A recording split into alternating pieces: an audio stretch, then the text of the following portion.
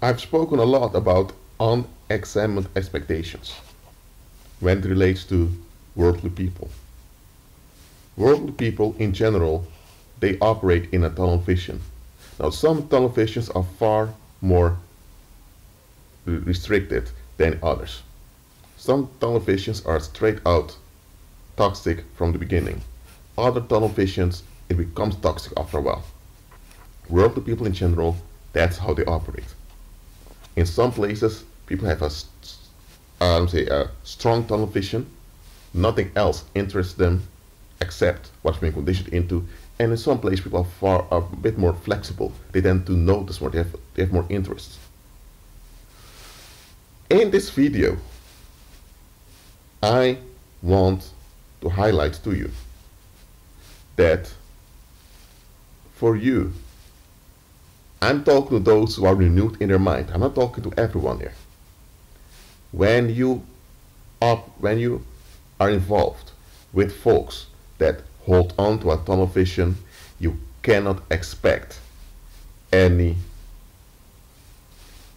fruitfulness in that coalition with those people. That coalition, that colliding with those people, no fruitfulness will come from it. Why? Because their mindset is barren. Their mindset is unfruitful. Their mindset is sterile and like this. Their mindset is self-defeating.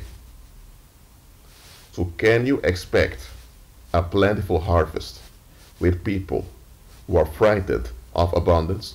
A plentiful harvest is an abundant harvest.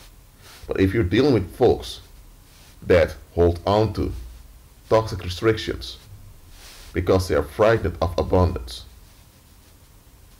how do you seriously think that you can collide with them and things going to work out well? Things can go smoothly for a while, but in the long run, don't expect any fruitful outcome over there. They can't even get a fruitful outcome amongst each other. That's why they have issues getting along. Yet, you who walks by faith, who operates in biblical abundance, you can get along with them in the long run.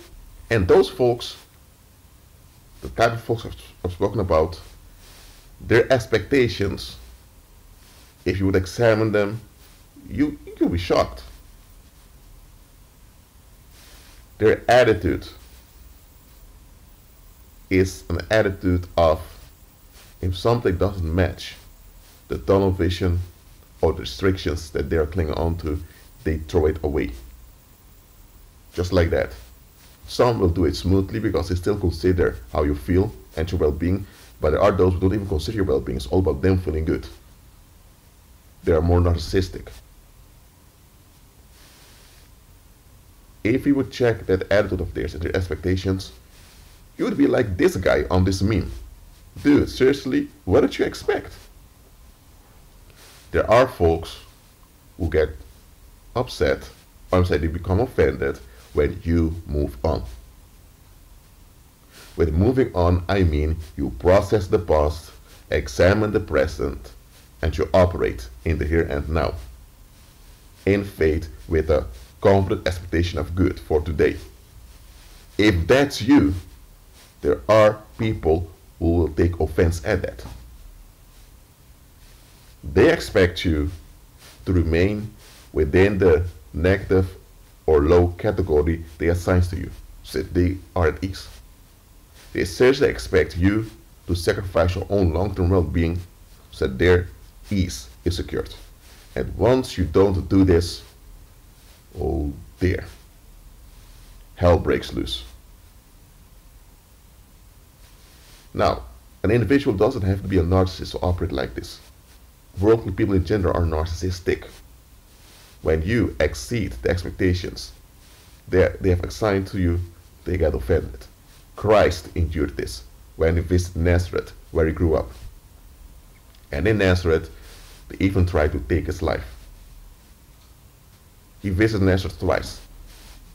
Once they tried to take his life, the second time they only remained hostile But Christ left, and Christ didn't perform many miracles over there. Because if he did, it would only bring trouble. You have folks like that. They want to limit your abilities with their perception. So anytime you step out of the lines, which by the way are fictive, but the lines they've assigned to you, they want to bring you back in line. So you can have Jimmy. Jimmy used to go to the pub every day, drinking. And a lot of folks thought, man, nothing good is coming from that Jimmy. He's only drinking all the time. He doesn't have a stable job. He is fired often. I don't expect anything well to come from him. So people began to base their self-esteem on Jimmy's misery. 5 years later, Jimmy brought out 3 albums. He's a freelance artist. So now, suddenly, many of the people in the past that used to look down on Jimmy began to add him on Facebook, began to talk to him. And they kind of are suggesting that he's still an alcoholic, he needs help. Even though he was never an alcoholic, he just loved drinking certain spirits, certain drinks, but realized that he was drinking them too much. It was only a season of 2 months that he drank too much. But after that, he barely drank at all. But those that waited those 2 months based their self-esteem on what they saw within those 2 months. They didn't look, they see this Jimmy as a freelance artist performing in 5-star hotels. Now they're upset. Now they want to bring him back in line.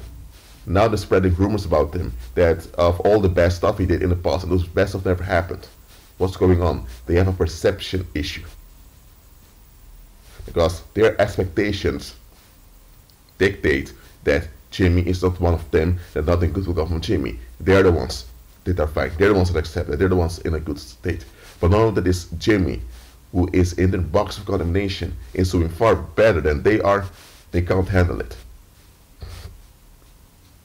Seriously, what do those people expect to happen? That Jimmy willingly has to choose self-destruction so that they are at ease, and while they don't give a bit about Jimmy, they seriously expect Jimmy to do that. And now they're upset because that weird, sick expectation of theirs. I say sick not in the sense of mental illness, but sick in the sense of wickedness. How could they seriously expect Jimmy to give in to that sick expectation of theirs? Well, now because that sick expectation of theirs is challenged, and now they need to face themselves, now they are seething with rage. Look, you have such folks in the world. Worldly people in general, they operate in a tunnel vision, as I mentioned before. If you are in that same darkness or in a similar tunnel vision, they're fine with you. The moment you look beyond that tunnel vision, and you really begin to see things as they are, into all the beautiful opportunities, and you begin to operate in those opportunities, there's friction. So you, who's renewed in your mind, you know what to expect. You know there's going to be friction, you know there's going to be resistance from retaliation, you know there's going to be people just turning on you just like that. You know that's going to happen. Their expectations is that you, for some reason, are blind. They make sure their boundaries or their self-enforced limitations in their head are honored. So you need to honor their self-inflicted limitations, which you call boundaries. You need to honor them by limiting yourself at your own expense so they are at ease and they can choose however they want to treat you. So you ought to be loyal to their unexamined limitations, which you hold on, which you cling on to, but they don't have any obligation whatsoever to you. Come on now. They seriously expect this to happen? Well, yes, they do. It's time for you to accept that a lot of worldly people are like this. Some of you listen to what I'm saying here. I've been in prayer a lot lately, also for my subscribers, that means you. And some of you who are listening to this, look, you've been through difficulties. People calling you out, people doing you dirty out of the blue. Sometimes relatives very close to you, people at a job, they turn. They became nuts.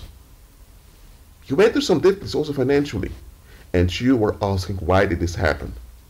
And the moment you began to pray,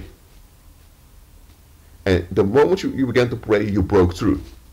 And when you broke through, the demons inhabiting those people, or the demons that are attached to those people, became upset. And because the demons experienced the earthquake of you breaking through. And that shows you how much those people are trapped by the paranormal.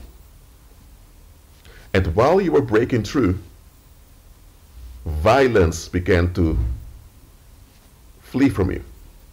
That's why you lost so many people. So that now you can have the blessing you prayed for. Listen to this. I mentioned this before. I believe yesterday I made an audio recording about it. If there is an advantage or something good that happens, but that good that took place is not challenged by tribulation, then it's too good to be true. I'm not saying that good things can't happen easily. They do. But when something good happens easily, somewhere someone's going to take offense and it's going to be tribulation. That's how it goes in this world. So the good things can happen easily, but there's a fight. Now, in some cases, you experience the fight and you overcome the fight, and then the blessing appears. The blessing was already there, but it appears in your sight once the fight is over. So with some of you, you experience the fight first, and then the thing appears. With others, you receive it, and then the fight comes. However it happens, there will be tribulation.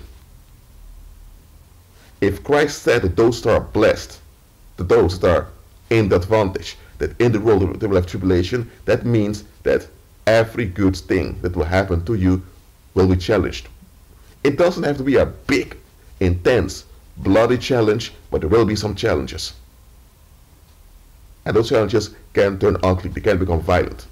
That's why you walk by faith, you walk in the power of the Holy Spirit to overcome, to anticipate all the tribulations will come against you. Because know very well that any blessing that you'll walk in will be retaliated.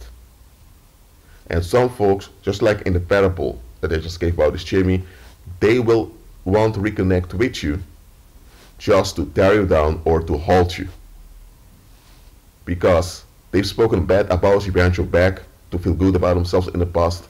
And now all those people that spoke bad, that spoke to in a negative manner concerning you, those can now tell them, you talk bad about this Jim, he was ringing all the time, but he's now performing in 5-star hotels. What have you done? You get what I'm saying here? You have folks like that. Weird expectations. Diabolical expectations. They don't have to be narcissists directly, but many of them are. So, keep walking by faith. Be at peace.